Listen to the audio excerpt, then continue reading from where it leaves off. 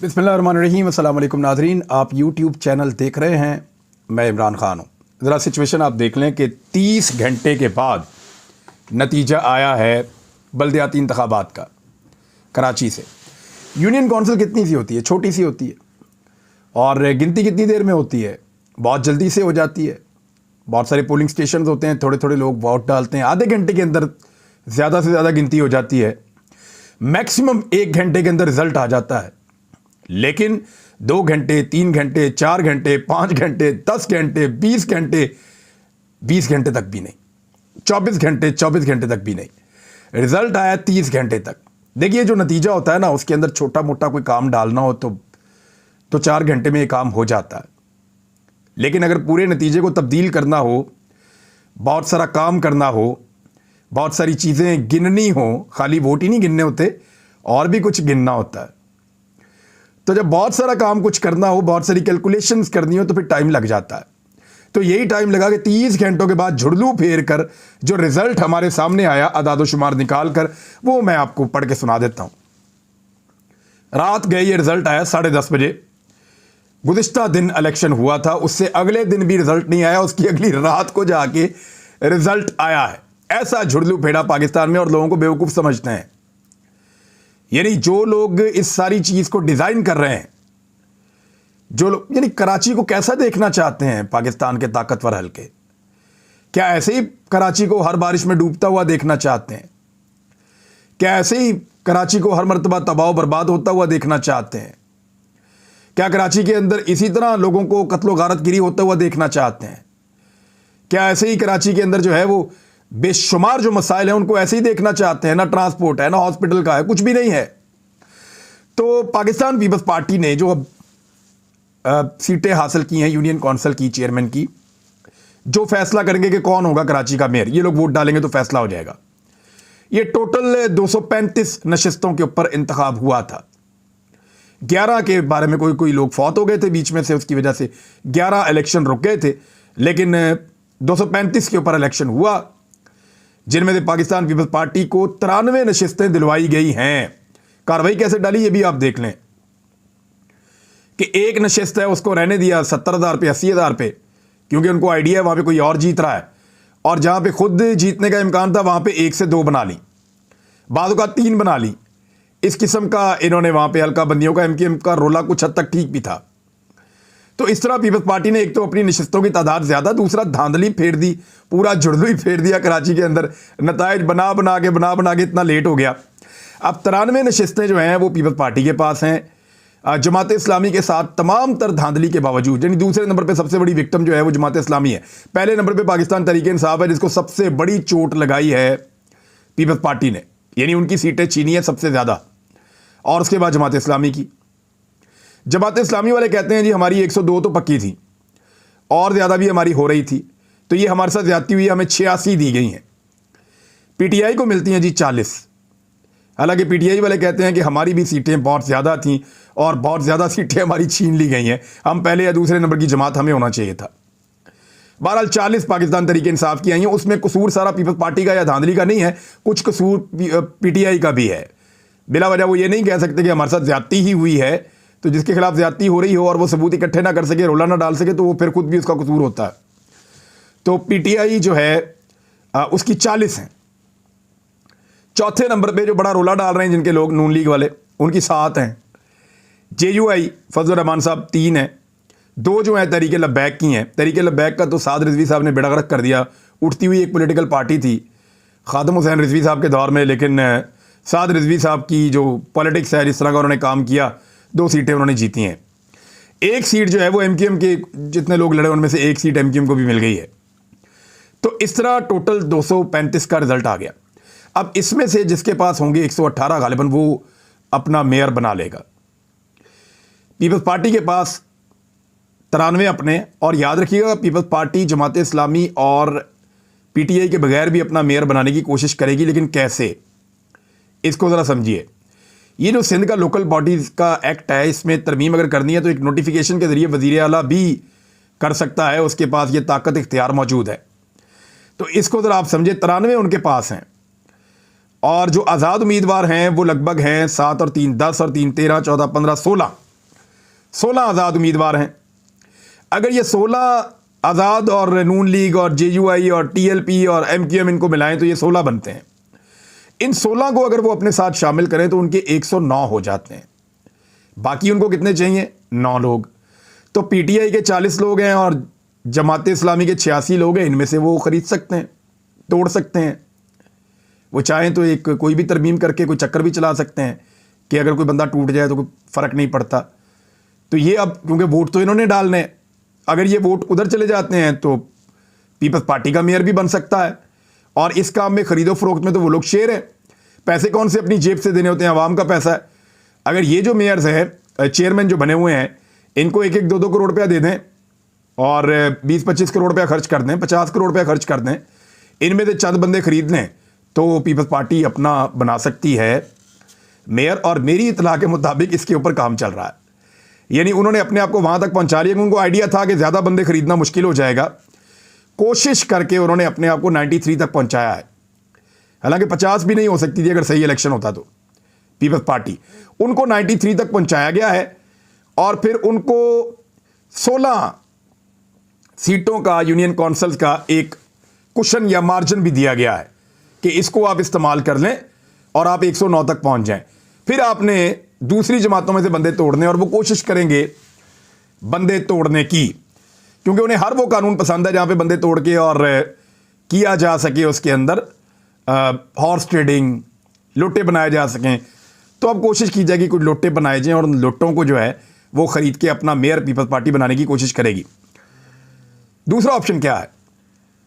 या जमात इस्लामी और peoples party मिल जाए, और तीसरा ऑप्शन ये है कि जमात इस्लामी और पीटीआई मिल जाए, हाफिज़ नईमुर रहमान को बना दें चेयरमैन और पीटीआई अपना वाइस चेयरमैन बना दे और इस तरह से जो है वो मेयर बना दें और डिप्टी मेयर बना दें। यानी इसका ये मतलब है। और इनके बाद मिलाकर 126 पूरे हो जाते हैं। यानी जितने चाहिए उससे कुछ 8 बंदे इनके पास ज़्यादा हो जाते हैं। अभी मखसूस नशिस्तें भी मिलेंगी और भी बहुत सारा कुछ होगा, लेकिन मेयर के इंतखाब में बड़ा दिलचस्प मरला आने वाला है और अभी जादू मज़ीद चलेगा। आप देखते जाइए।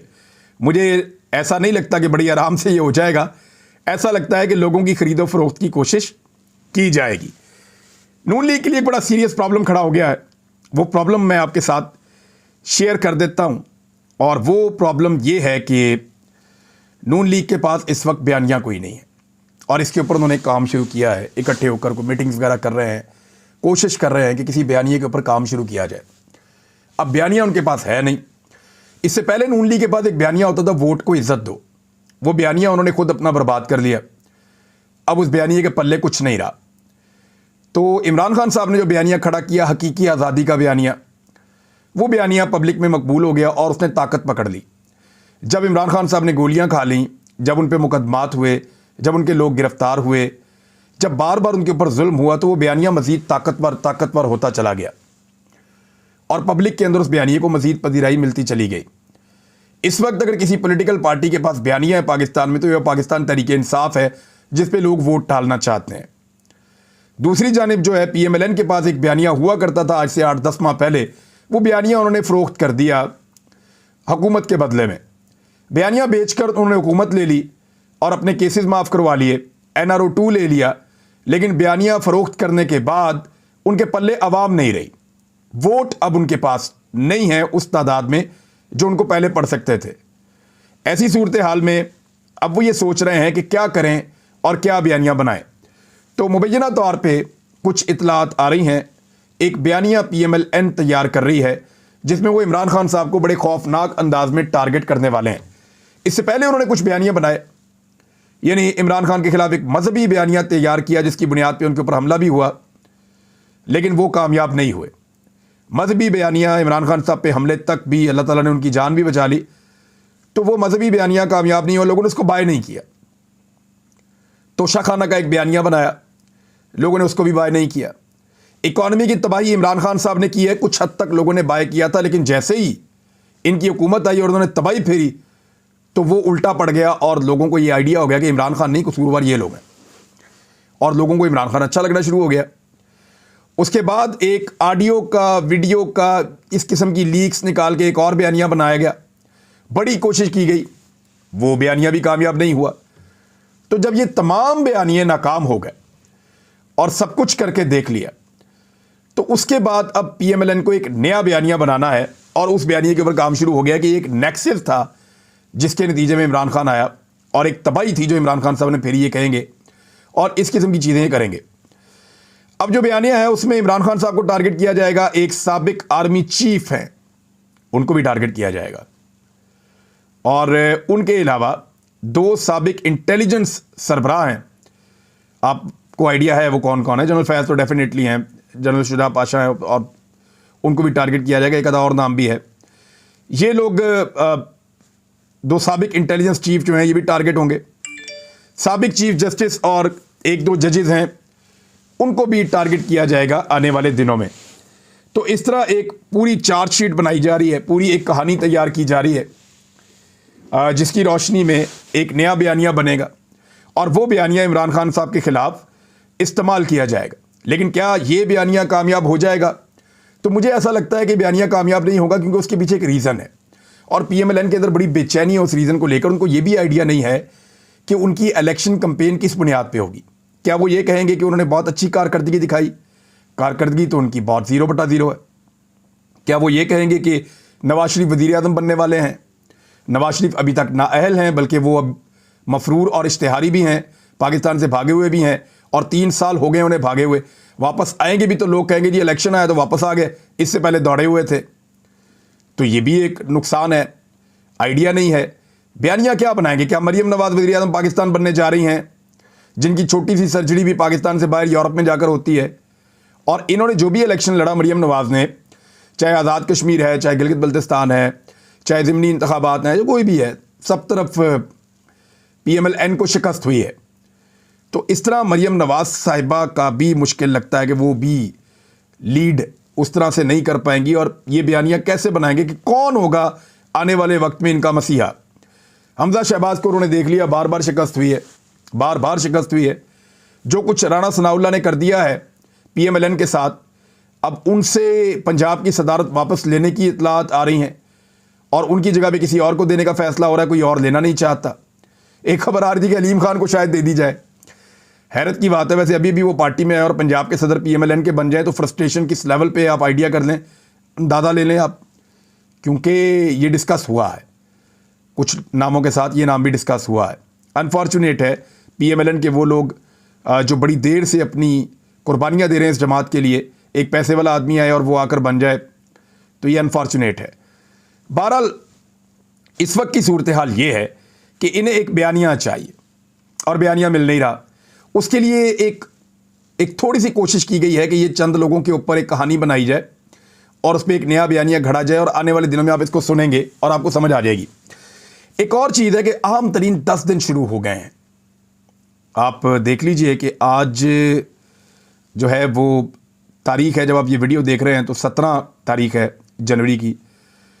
तो ये जनवरी के 10-12 दिन जो है अगले, यही महीना ये बहुत इम्पॉर्टेंट होगा। इस महीने में बहुत मुमकिन है पाकिस्तान तहरीक इंसाफ, सारी नहीं तो कुछ लोग जाकर कौमी असम्बली के अंदर बैठ जाएं और बैठकर कहेंगे जी हम हैं अपोजिशन लीडर। अब या तो पीपल्स पार्टी का जो स्पीकर है वो फौरी तौर पे मुल्क वापस आकर इस्तीफ़े मंजूर करे, यानी वो फौरी तौर पे कहें जी हमने इनके सारों के इस्तीफ़े मंजूर कर लिए हैं, या तो वो ये करें, और या फिर वो इनको अपोजिशन लीडर का ओहदा दें, राजा रियाज की छुट्टी करवाएं और फिर इनके साथ तय करें कि निगरान सेटअप में वज़ीर आज़म पाकिस्तान निगरान कौन होगा। तो ये एक बड़ा इम्पॉर्टेंट सवाल पैदा हो चुका है कि पीटीआई नहीं चाहती कि राजा रियाज और शहबाज शरीफ फैसला कर लें। वो चाहते हैं कि फैसला इमरान खान साहब का हो और शहबाज शरीफ साहब का हो। यानी अपोजिशन में तो शहबाज शरीफ पहले थे, अब हुकूमत में है, इमरान खान अपोजिशन में है। तो राजा रियाज अगर करेंगे तो फिर वही करेंगे जो शहबाज शरीफ चाह रहे होंगे। लेकिन यहाँ पे एक जमात जो है वो अपोजिशन की मौजूद होनी चाहिए असेंबली में। तो इमरान खान साहब ने ये फैसला किया है। मुमकिन है कि वो एक फ़ैसला करें और सारे ना जाएं, कुछ लोग कौमी असेंबली में जाएं और जाकर बैठ जाएं और बैठकर अपोजिशन संभाल लें और संभालने के बाद अगले इलेक्शन के लिए बातचीत करें। लेकिन ये होगा तब जब इंतखाबात की डेट दी जाएगी। शहबाज शरीफ साहब बहुत बुरी तरह परेशान है इस वक्त, क्योंकि अगर एतमाद का वोट लेने का कहा जाता है तो उनको मज़ीद ब्लैकमेल करेंगे उनके इत्तेहादी बहुत कुछ मांग रहे हैं। इत्तेहादी मज़ीद ओहदे भी मांग रहे हैं, पैसा भी मांग रहे हैं, और इत्तेहादी इस बात की गारंटी भी मांग रहे हैं कि आप गारंटी दीजिए कि इलेक्शन नहीं होंगे। तो शहबाज शरीफ साहब इस पोजीशन में नहीं है, और अगर इत्तेहादी वोट नहीं डालते तो एतमाद के वोट में शहबाज शरीफ साहब फारिग हो जाते हैं, फिर एक नई मुसीबत बन जाती है। और इसकी वजह से शहबाज शरीफ साहब ने जो थोड़ा बहुत ट्रस्ट कायम किया है अपने आसपास या अंदर बाहर पाकिस्तान से, वो भी मुतासर हो जाएगा, और इस सारी सिचुएशन में पाकिस्तान फिर एक नए इलेक्शन की तरफ ही जाएगा, दूसरा कोई रास्ता है नहीं। तो मैं आपको ये बता रहा था कि 10 दिन बहुत इंपॉर्टेंट हैं। इन 10 दिनों में बहुत सारी चीज़ें हो सकती हैं और वो आपको होती हुई नज़र भी आएंगी। 10 दिन आप लगा लें या जनवरी के आखिर तक आप लगा लें, क्योंकि अगर अप्रैल में इलेक्शन होना है तो जनवरी के आखिर तक बहुत सारी चीज़ें तय हो जाएंगी। तो नज़र रखिएगा खबरों पे, हम भी रखेंगे, आपके साथ शेयर करते रहेंगे। अब तक के लिए इतनी अपना ख्याल रखिएगा, अपने चैनल का भी। अल्लाह हाफ़िज़।